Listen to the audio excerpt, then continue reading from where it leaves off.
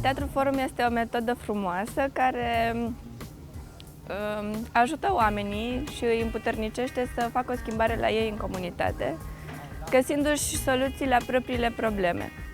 Teatru Forum nu este doar un proces artistic, este și un act educațional, iar implicarea celor care sunt spectatori în teatru reprezintă o provocare atât pentru actori cât și pentru spectatori. Este o metodă interactivă, participativă, nu vii să asiști, ci vii să te implici. Un eveniment de Teatru Forum are 3 părți principale.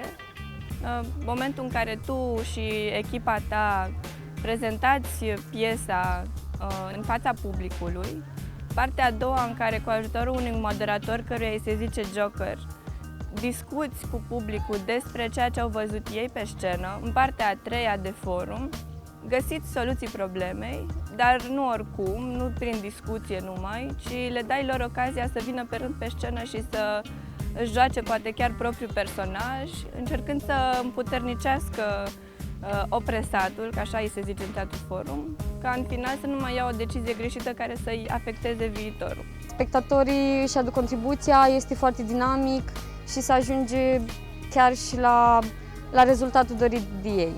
Doresc să folosesc din tehnicile și metodele care sunt utilizate în Teatru Forum în munca mea. Uite la mine!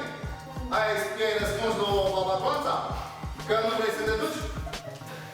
I-ai răspuns? Spune! Uite-te la mine! Tare! Zi! Da, nu! Bine! Știam eu că ești femeie inteligentă. La Teatru Forum ai ocazia să vii pe scenă și să faci o schimbare chiar tu, să joci tu propriul rol și să iei atitudine, nu doar să vorbești despre o anumită problemă, ci să faci ceva și să te pregătești pentru momentul în care ar trebui să faci asta și în viața reală. E o repetiție pentru viață.